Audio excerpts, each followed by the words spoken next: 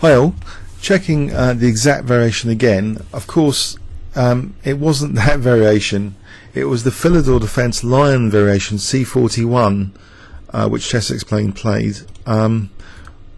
So what we had was actually E4, D6, D4, and he didn't play E5 immediately. Actually, he attacked the pawn. So after knight C3, okay, now there's a risk of the Austrian with F4, so E5 is probably designed against that. But, you know, Emanuel Berg, he's a very dynamic GM. This game, okay, in 2006, saw a very interesting idea.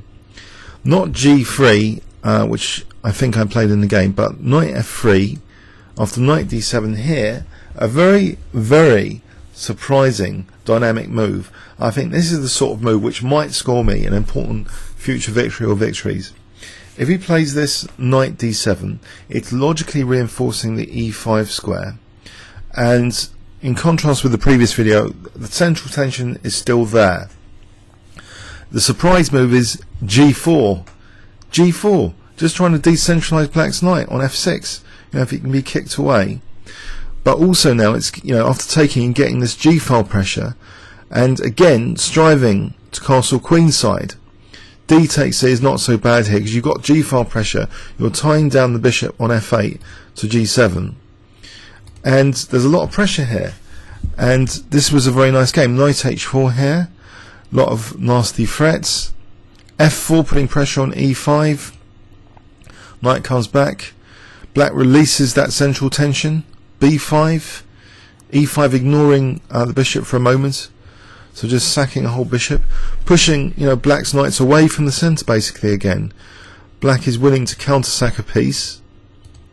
So he counter-sacks a piece, but there's still pressure for white here. Look at the rooks. The quality of the rooks much better than the black rooks. So bishop takes h6, black king stranded in the centre.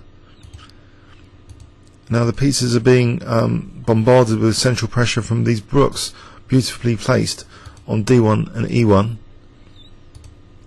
And now knight takes e6, check, check. And these rooks are just delivering actually a mating attack. After rook takes f5, all winning material, because bishop f6 will be winning material, whole bishop up. So that was a very, very attractive game, and this is another good thing to bear in mind in this variation.